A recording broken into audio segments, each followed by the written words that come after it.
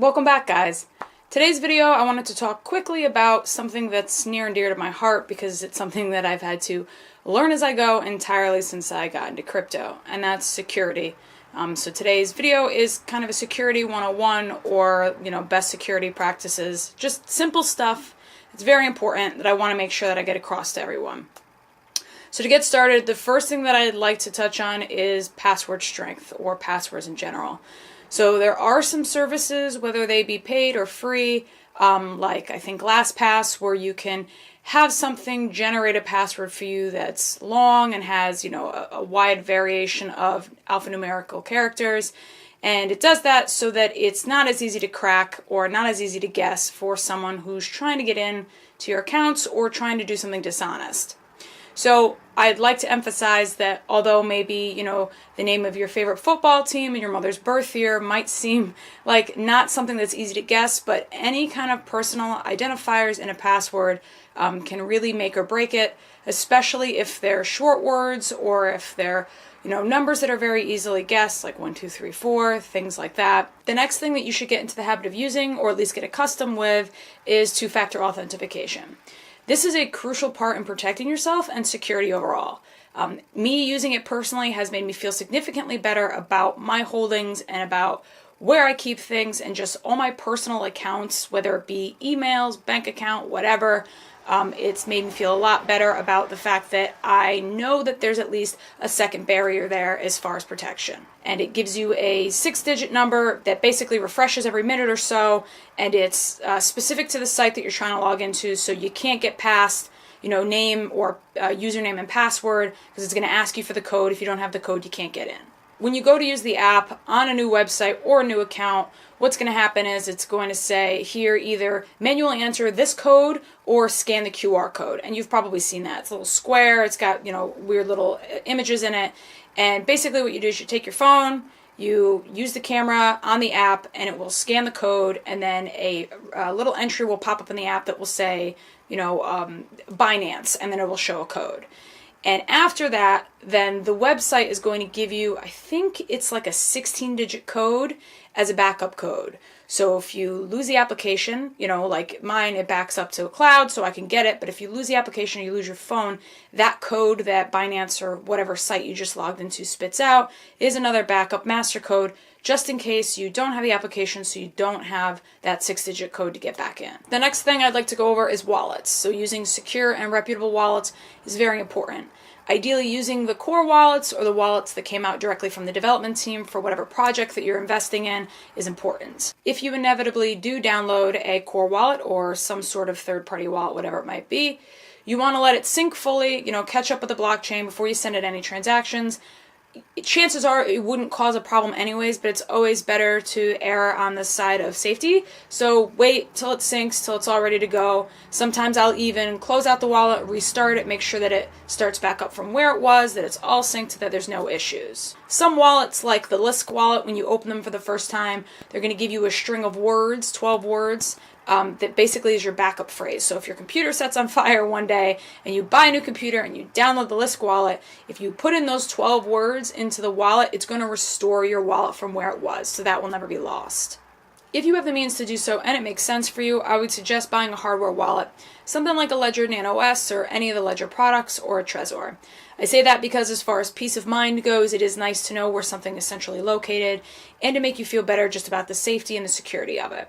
My final suggestion, if you do get a hardware wallet, somebody gave me this piece of advice and it stuck with me and I pass it on whenever I can.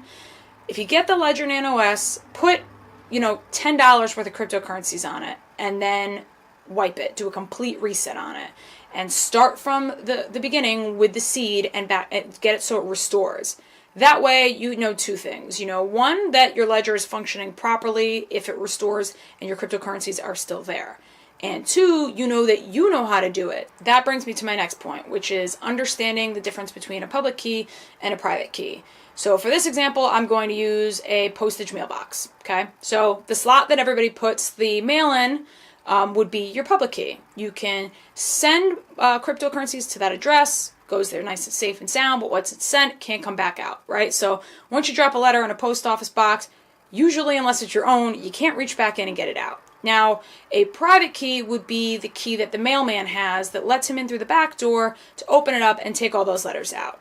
So a public key is something that you can share freely with people. It's an address that funds can be received on. Whereas the private key is essentially if you were trying to log into your bank account, it would be the same thing as giving somebody your email and password. So you want to keep that private key safe because, as the name states, it should be private because it gives you access to all of your funds. The next thing I'd like to touch on is double checking your address. So there are malicious programs out there that are specifically designed to recognize that you did a copy-paste procedure and basically paste the wrong address, so that if you're not looking at the address that you pasted in your wallet, wherever it might be, you could be sending your funds to an account that's not your own. So what I suggest doing is, checking the first couple digits, maybe the last couple digits, and sending a test transaction, something very small, maybe just enough to cover the transaction fee, or if it's something that doesn't have a transaction fee, even better. But that way you have peace of mind so that you know it's going to the right address and that everything is functioning properly. Also worth mentioning that when you are using your Ledger Nano S, if you're going to send a transaction, the little screen on the Ledger should show you the address that you're sending it to so that you can validate what you're sending it to and whatever the website or whatever wallet that they match, so that there's no issues there either. While we're on the topic of addresses, you want to also check the URL address. For example, if you've ever used Binance, when you're going to log in, it says, please make sure that you're logging into, Binance.com or whatever. That's there for a reason, because they want to make sure that someone's not trying to make a fictitious site to pretty much steal your login information. Next is backups. This is something I do almost obsessively, because to me, it really is the best way for me physically to feel like I've done something to protect myself. So there's some wallets that give you the option to back up the wallet DAT file or the information on the wallet so that it can be restored on another location or another computer if something happens. I have multiple external hard drives, I have multiple USB drives, I have a little safe that I have things in, and I try to differentiate where I keep things and make sure that it's spread out, because you really don't want stuff to be in a centralized location. With cryptocurrencies, you are your own bank, and there's a plus and a minus side to that. The plus side is you have complete control of your funds, and the minus side is there's no insurance policy or no backup if you don't take care of it. This is the biggest one. If anybody takes anything away from this video, I probably should have done this one first, to be honest with you, but if you take anything away from this video, please, for the love of all that is holy, do not leave your cryptocurrencies, even if it's $5 worth, on an exchange. If you do not hold the private keys to your wallet, you do not have your cryptocurrencies. I feel like every month there's another issue or another drama with an exchange. It started with Mt. Gox, and apparently people didn't learn their lesson, because recently BitGrail did the same thing, and the owner of the website is trying to pose as a hack when it's pretty obvious that he just sold the funds. So if you leave your cryptocurrencies on an exchange, you are at the mercy of the people running that exchange. Those are the main key points I wanted to touch on. So you can click away from this video now if you don't want to hear my story, but I kind of wanted to give a little background, a little history as to why I did this video. So some of you follow me on Twitter or in my Discord or whatever. Approximately 2 weeks ago, you probably saw my tweet where I said, well, my masternode was stolen. So I want to give a little clarity to that. Basically what happened was I invested in this coin that I knew that wasn't worth very much. Mostly it was supposed to be a learning experience for me because I just wanted to say that I ran a masternode. So I bought enough for a masternode, I hung on to it for a couple months, couldn't figure out how to run it. Finally, I had someone help me set up a VPS server, which basically means that the wallet was running on a remote server that was up 24/7, and so that the wallet was always connected to the blockchain, the wallet was always doing what it was supposed to be doing, and I was getting my masternode rewards, so on and so forth.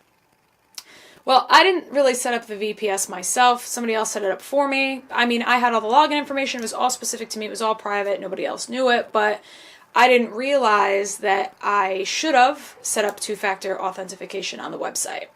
I guess what happened was, supposedly, is that there's websites out there that publish passwords. So if somebody happens to figure out your password, they may submit it to this website. Some people can use it as a tool to figure out if their information has been compromised. And unfortunately, some people like me don't know those websites exist. So if your password gets published, it can be used negatively. And that's what happened.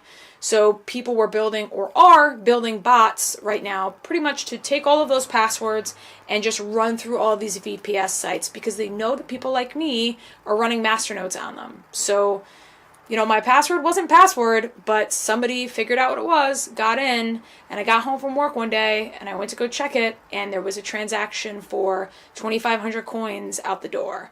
So, and I'm, you know, I do everything else. I do two-factor and everything else. I back up my passwords. I save stuff. I use, you know, passwords that are at least relatively difficult to guess. And I tried to do everything right, and I thought that I was on the right path, but you learn very quickly that it is very easy to be susceptible to these things, and no one is off limits. I'm sharing this story because I know that a lot of you think that I'm a professional or that maybe I have some exponential knowledge in cryptocurrencies, but as I've stated before, I make these videos to teach myself stuff, and it also benefits you guys because now I'm explaining it to you because I better understand it.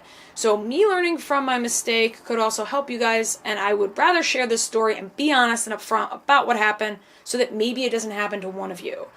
So if you're using one of those sites, make sure to be using two-factor authentication. Make sure it's a reputable site.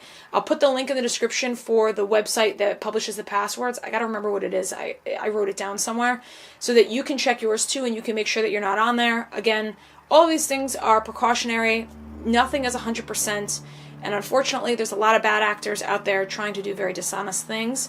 But we can certainly put up a good fight and try to prevent those things from happening. And I hope that some of the tips today, maybe you heard of them and you just haven't done it yet, or maybe it's something you've been putting off. But I hope that this video was incentive enough for you to go about it and do it now and set it up to protect yourself. That pretty much does it for today's video. I just wanted to touch on some security features, some security protocol things that I think are important, stuff that you guys should make sure that you're doing. If you want to pop into my Discord and say hi, feel free to do so. I will leave the link in the description. You can also support my channel through my Patreon account if you'd like to do so. I have donation addresses down there somewhere. But other than that, I appreciate the views and the support, guys. I want to thank you for watching, and I will see you all soon.